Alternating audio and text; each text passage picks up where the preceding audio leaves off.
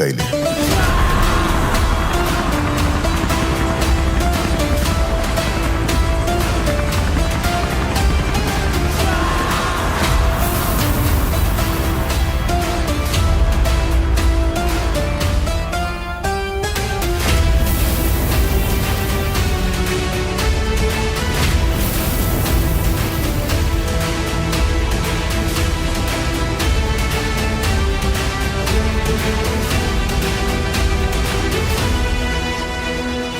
ಅವನನ್ನ KGF ಕಳಿಸಿದ್ದು ಗರುಡನ್ನು ಹೊಡೆಯೋದಕ್ಕೆ, ಆದ್ರೆ ಅವನು ಹೋಗಿದ್ದು KGF ನ ಆಳೋದಕ್ಕೆ.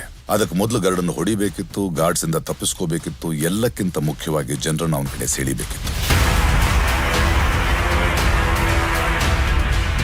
ಅದಕ್ಕೆ ಶಾರ್ಟ್ ಸರ್ಕ್ಯೂಟ್ ಮಾಡ್ದ, ವೈಟ್ ಲೈನ್ ದಾಟ್ದ. ಆದ್ರೆ ಮೊದಲು ಅವನು ಹೋಗಿದ್ದು ವಿರಾಟ್ನ ಹೊಡೆಯೋಕೆ. ಅಲ್ಲಿಂದ ಆ 3 ಜನ ಕೈದಿಗಳಲ್ಲಿ ಒಬ್ಬನಾಗಿ ಬಂದು ಎಲ್ಲರ ಮುಂದೆ ಗರುಡನ್ನು ಕೊಂದ.